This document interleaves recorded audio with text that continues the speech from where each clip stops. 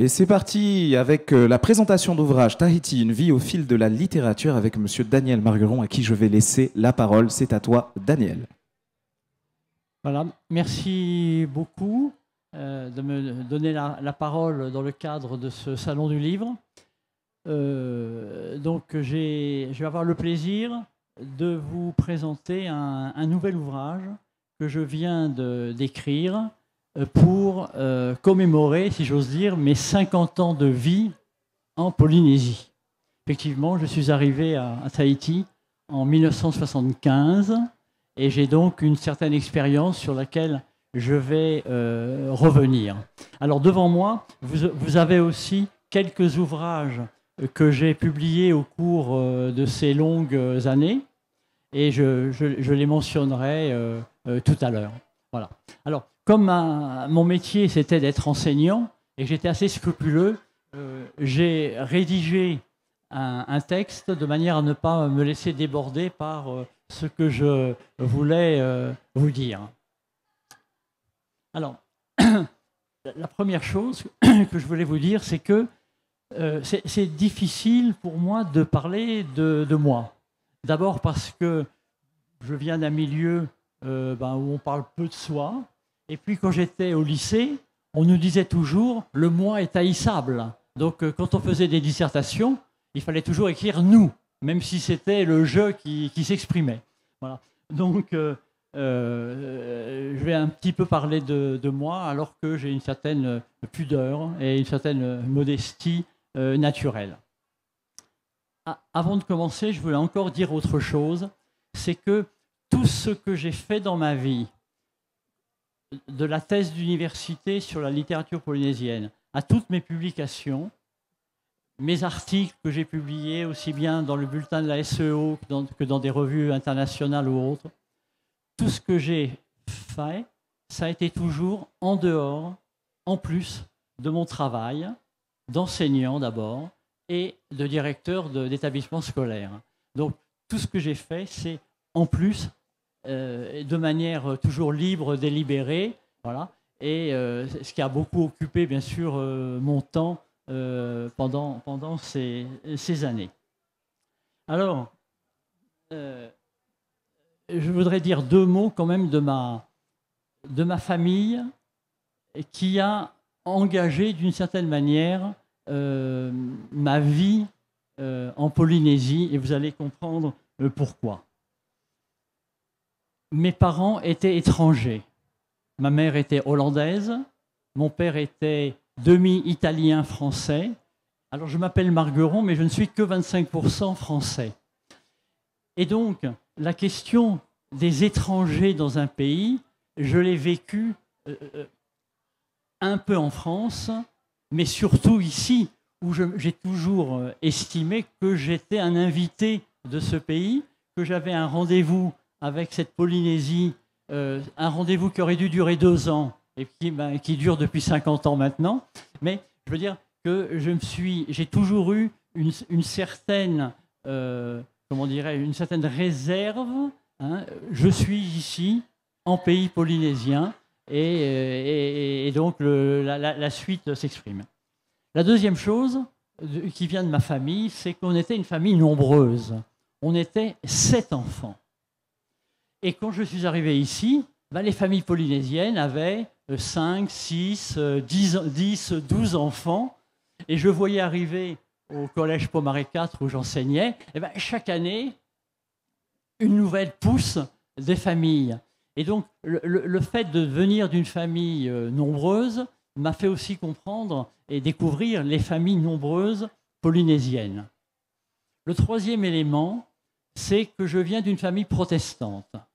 Alors, si vous connaissez l'histoire douloureuse du protestantisme français, hein, de la Saint-Barthélemy jusqu'à l'interdiction, etc., etc., mes parents ont développé, comme beaucoup de protestants français, une philosophie de la résistance par rapport à des évolutions sociétales ou humaines.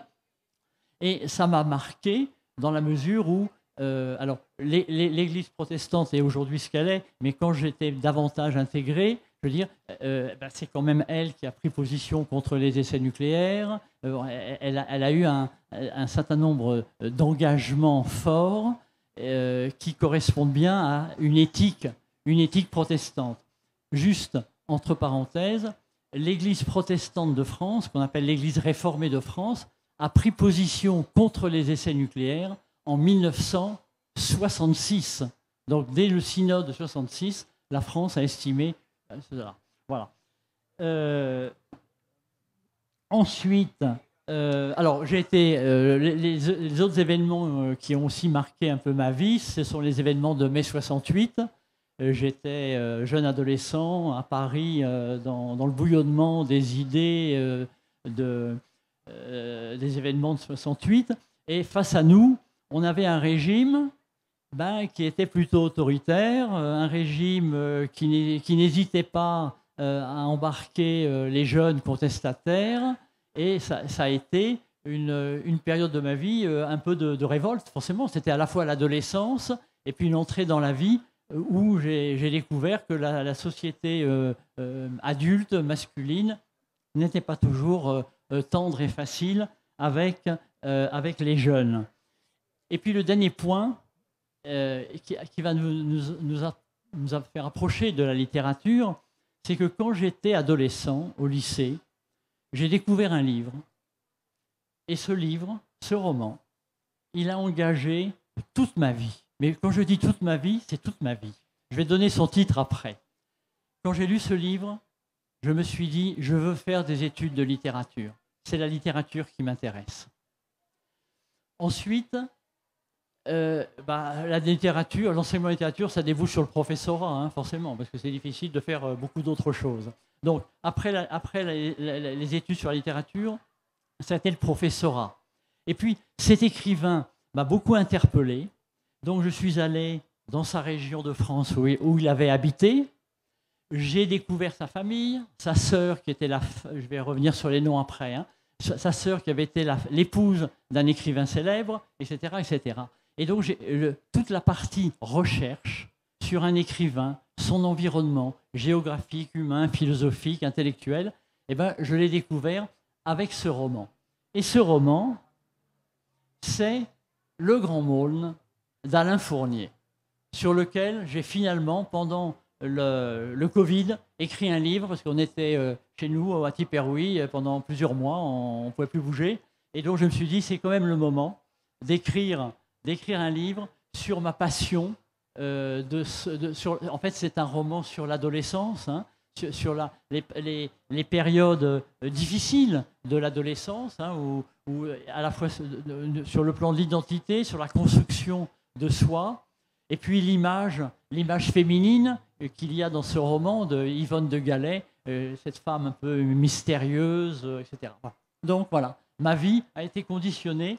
Bien sûr, j'ai lu des milliers de livres, mais ce livre-là a engagé totalement ma vie vers donc la littérature, l'enseignement et la recherche littéraire. Voilà. Alors, comment tout cela a commencé? Alors, je vais vous le dire. Donc, je suis arrivé ici en 1975. En 80, une jeune Polynésienne publie un livre. Alors, je croyais que je l'avais avec moi, mais je l'ai laissé dans mon sac. Une jeune Polynésienne publie un livre sous le nom de Vaïtiare. Ce livre s'appelle Humeur. C'est un livre édité à compte d'auteur, parce qu'à l'époque, il y avait les éditions du Pacifique, mais il n'y avait pas vraiment d'éditeurs pour publier ces livres. Ce livre m'a enchanté. Alors, il se trouve aussi que l'écrivaine était professeure d'espagnol dans le même établissement que moi. On est en 1980, j'ai beaucoup aimé ce livre, je l'ai valorisé comme j'ai pu, et c'est aussi à ce moment-là que je me suis dit, il est temps de me mettre à travailler sur la littérature polynésienne. Cette écrivaine, c'est Flora de Vatine, que vous connaissez bien sûr tous, pour tous ses engagements humains, intellectuels, de recherche, et ses publications. Et en ce moment, à 82 ans, elle est entre la Tchéquie et la Pologne en train de parler de littérature polynésienne en Europe de l'Est. C'est quand même assez extraordinaire. Voilà. Donc, ce livre, Humeur, qui va être édité, m'a-t-elle dit quelques jours avant de partir en Europe, ce livre va être édité, et tant mieux, parce que c'est l'écriture, c'est la première écriture de quelqu'un qui est en train de se découvrir jeune femme polynésienne en France quand elle faisait ses études à Montpellier. C'est quelqu'un qui se constitue. Voilà. Et j'ai trouvé toujours intéressant ce livre. Et c'est donc en 1980 aussi que je me suis dit, bon, Daniel, tu as pas mal lu de livres sur la Polynésie. En plus, donc oui, alors les livres sur la Polynésie, c'était la bibliothèque de la Société des études océaniennes, qui était à l'époque en centre-ville, avant qu'elle soit aux archives. C'était aussi le capitaine Temari Ateai, qui habitait à Arouet, en face du lycée, justement, que j'ai dirigé. Voilà, et qui avait une très grande bibliothèque personnelle. Le capitaine Temari est le père de l'écrivain Alekata, il faut savoir. Et donc, et en plus de ça, dès que j'ai commencé à lire les récits concernant la Polynésie, je les ai intégrés à mon enseignement. C'est-à-dire que mes élèves des années 76, 17 et suivants, eh ben, ils avaient un bain polynésien. Alors, bien sûr, c'était les écrivains de l'extérieur, hein, mais ils me le rappellent aujourd'hui encore, quand je les revois. Ils sont tous retraités, bien sûr, comme moi, maintenant. Et ils me disent, mais oui, mais j'ai pas oublié qu'on avait lu Bougainville avec toi, on avait lu Loti, on avait lu Heyerdahl, on avait lu les contes de Théoïra Henry, les légendes, etc. Donc ça, je pense que j'étais un peu pionnier en Polynésie à faire ce genre d'activité. Voilà. Et donc, à partir de 1980, eh bien, je me suis attaché à une thèse d'université sur la littérature polynésienne. Donc, on est en 80, il n'y a pas encore de littérature autochtone. Henri Hirault était à côté à la Maison de la Culture et il publiait dans la revue de la Maison de la Culture, mais il n'y avait pas de livre, bien évidemment. Hein. René Chan avait publié un conte d'auteur, mais on n'est pas encore, comme aujourd'hui, dans une littérature installée. Voilà. Donc j'ai commencé à travailler grâce au fonds de bibliothèque qu'il y avait ici. J'ai travaillé sur la littérature pendant 6 ans. Et en 86, donc, j'ai soutenu ma thèse à l'université de Créteil, parce qu'il n'y a pas d'université ici encore, à Créteil, dans un centre francophone, de littérature francophone. Et voilà, donc je suis devenu docteur en lettres. Mais une thèse d'université, c'est assommant à lire, hein, je veux dire. Et donc, j'ai retravaillé le texte pour le publier en 1989 sous le titre « Tahiti dans toute sa littérature ». Donc, ce premier livre que j'ai publié en 1989 reprend ma thèse en ayant supprimé près de 50%, et puis tous les aspects méthodologiques, enfin tout ce qui est assommant dans le travail universitaire. Voilà. Donc ce livre a été publié en 89, et dès 89, j'ai commencé, grâce à l'inspecteur d'académie qui s'appelait Jacques Marty à l'époque, j'ai commencé à faire des stages pour les enseignants du pays sur la littérature de Polynésie. Donc au début, c'était tous les 3-4 ans. Et puis à partir des années 2000-2004, c'était tous les ans. Et on m'envoyait à Raiatea, former les professeurs de Raiatea, jusqu'en 2013. Et en 2013, j'ai arrêté. Et donc je découvrais beaucoup de choses passionnantes. C'est que les professeurs ici, ceux qui venaient de France, découvraient la littérature et étaient passionnés. Et beaucoup de jeunes professeurs polynésiens ne la connaissaient pas très bien, cette littérature encore, hein. On était quand même au début de cette littérature. Donc voilà, j'ai un petit peu aidé à travailler comme ça, et que la littérature polynésienne entre dans le cursus scolaire. Alors aujourd'hui, on a un inspecteur ici qui s'appelle Gaëtan Lelu, et en 2020, il m'a demandé de l'aider avec d'autres personnes d'ailleurs à faire un corpus d'études des littératures de la Polynésie. Donc hier soir, aux informations, on parlait du problème du nucléaire, de l'enseignement, etc.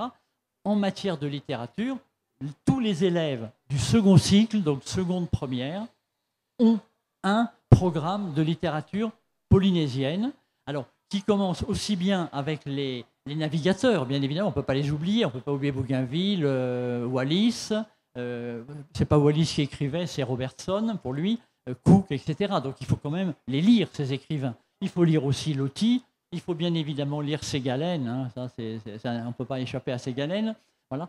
Et puis la littérature contemporaine, essentiellement autochtone. Donc voilà un peu mon parcours. Alors parallèlement à mon enseignement, je suis devenu directeur adjoint du lycée Pomaré IV. Et quand il y a eu le projet de créer un lycée à Arouet, sur une terre de l'église protestante, eh ben, on m'a désigné comme naturellement le premier directeur. Donc j'ai mené sur les fonds baptismaux ce lycée jusqu'à ma retraite en 2010. Et depuis 2010, donc, je me suis beaucoup engagé à temps plein dans l'étude de la littérature. J'ai publié en 2015 ce gros livre sur 250 ans de littérature francophone en Polynésie française. J'ai publié ce très gros livre qui est un vrai pavé, mais il y a 400 à 500 noms d'écrivains qui ont écrit sur la Polynésie que je cite et auxquels je fais référence. Et puis, j'ai publié alors, en l'an 2000, chez Happy Édition, qui est derrière nous, un livre sur la famille Ropito. Alors, je ne sais pas si Ropito vous dit quelque chose. Hein. C'était un vigneron de Bourgogne, de Meursault en Bourgogne. C'est le haut des vins de Beaune. Hein, voilà. Qui a découvert la Polynésie en 1928, qui a adoré Mopiti, et qui a mené sa vie à cheval entre Mopiti et ses vignes jusqu'en 1938.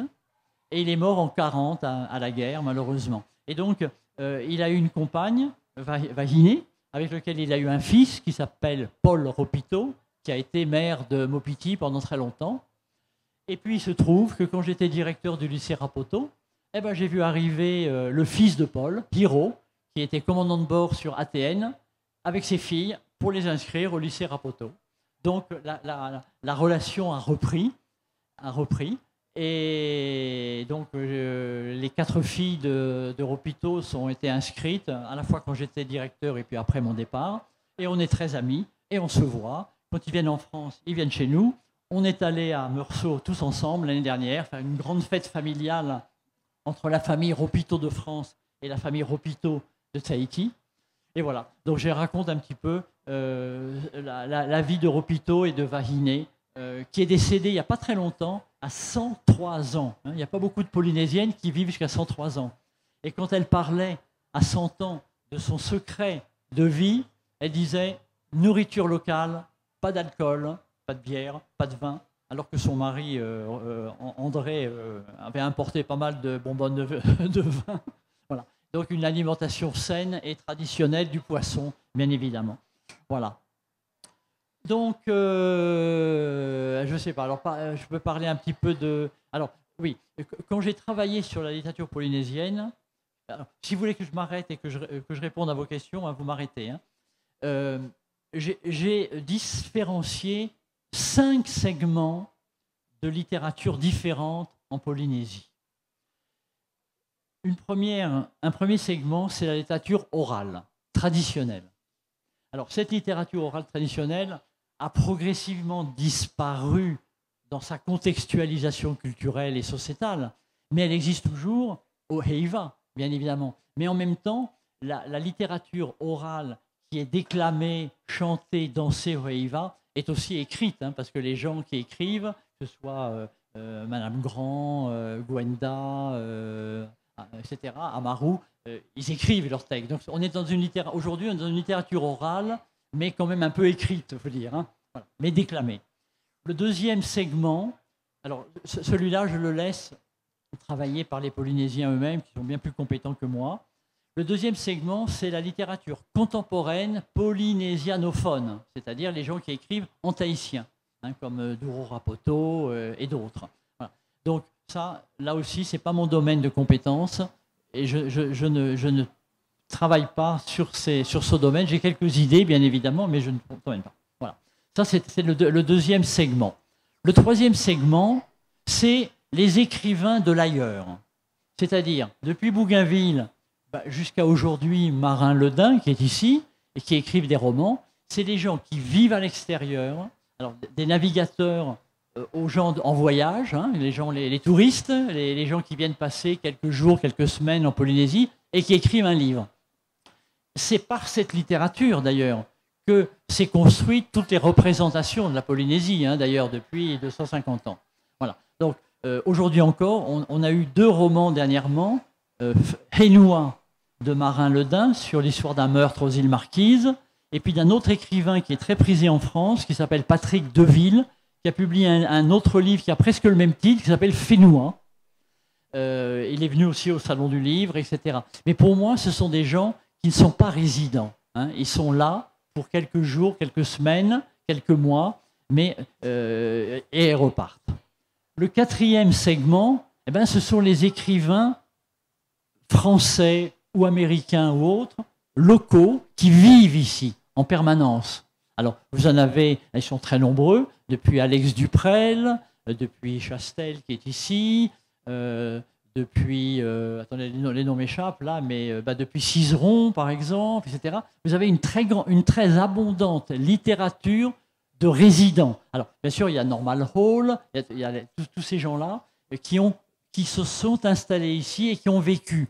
Et je ne les confonds jamais avec les écrivains de l'extérieur, car ils ont un point de vue sur le pays qui ne relève pas de l'exotisme ou autre. Hein. Et je me souviens de Patrick Guirao, qui est un écrivain de romans policiers tout à fait remarquable, qui disait, il y a une dizaine d'années au Salon du Livre, ici même, il disait moi, je n'ai pas à être assimilé à la période coloniale ou à la littérature de la colonisation. Je vis ici depuis que j'ai 18 ans, je produis une littérature et je ne suis pas dans ce cadre, on va dire, théorique et philosophique. Voilà. Ça, c'était le 4e segment. Alors, le dernier, c'est celui qui a le plus de succès aujourd'hui. C'est la littérature autochtone, bien évidemment, hein, qui a démarré, comme je le disais tout à l'heure, bien sûr avec Ernest Salmon dans les années 20, mais disons surtout dans les années 70, hein, avec René Chan, avec Henri Hirault, avec Flora de Vatine, etc. Et puis avec Ray Chaz qui est à côté en ce moment, avec Chantal Spitz, avec Lita Wapéhou, etc., etc., avec Philippe Newfer, etc. Donc cette littérature polynésienne autochtone, c'est celle qui intéresse le plus les universitaires d'ici et d'ailleurs, mais pour moi, elle est essentielle, mais ce n'est pas la seule littérature, et j'aimerais bien parfois que ces universitaires s'intéressent aussi aux autres littératures existant en Polynésie. Voilà. Donc voilà les cinq segments de littérature et sur lesquels je travaille toujours un peu parallèlement. Et dans ma bibliothèque, ils sont chacun distincts. Hein. Il y a la littérature autochtone, la littérature de voyage, la littérature des résidents, voilà, etc. Donc j'ai peut-être beaucoup parlé, peut-être que vous...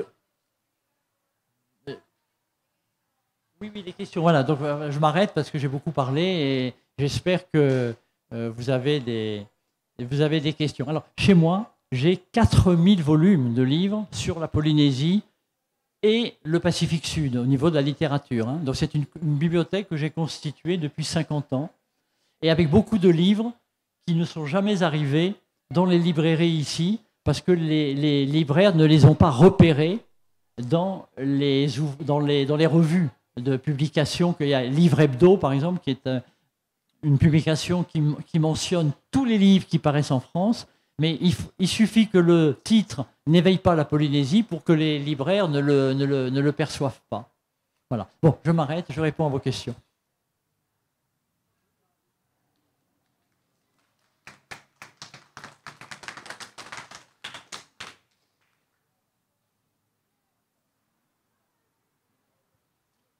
Henri, je suis sûr que tu as une question.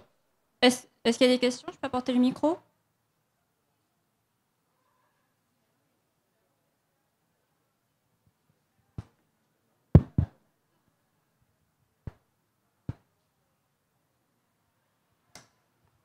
J'ai oublié le 4e segment. C'est quoi déjà? C'est le 5e. Littérature orale, littérature polynésianophone, littérature de voyage, on va dire, hein, littérature de résidents locaux et littérature autochtone. Alors, j'ai cité la 5e autochtone, hein, mais ça aurait pu être la première aussi. Hein, je veux dire, c'est pas une question, c'est pas une hiérarchisation, hein, pas du tout. Hein. Ça veut dire quoi, résidents locaux? Les résidents locaux, ce sont tous les gens qui vivent ici et qui écrivent et publient, soit chez les éditeurs locaux, soit en auto-édition.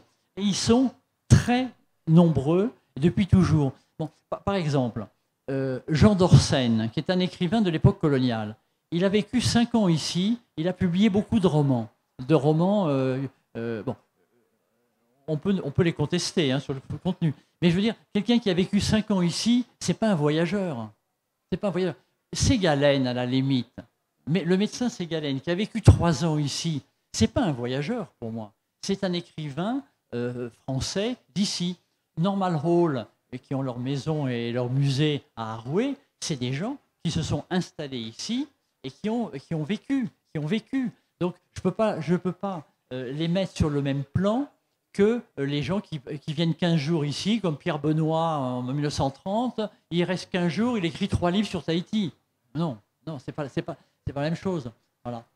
Donc c'est aussi bien les autochtones que les allochtones. Si tu les veux, étrangers ou les oui. Français, les Voilà. Européens, les Chinois, en fait, toutes Voilà. les ethnies, quoi. Voilà, Ça, c'est intéressant. Tout à fait. Et il y a une écrivaine espagnole qui est venue dans les années 20, que j'aime beaucoup, mais le nom m'échappe, là il ne me revient pas, mais il reviendra après, qui est très intéressant parce que c'est une femme, ah oui, ça c'est peut-être à dire aussi, c'est une femme et elle a très bien vu pendant les quelques mois qu'elle a vécu ici qu'il y avait des violences familiales, 1920, hein, des violences familiales, des agressions sur les jeunes filles, voilà. Et elle l'a vu.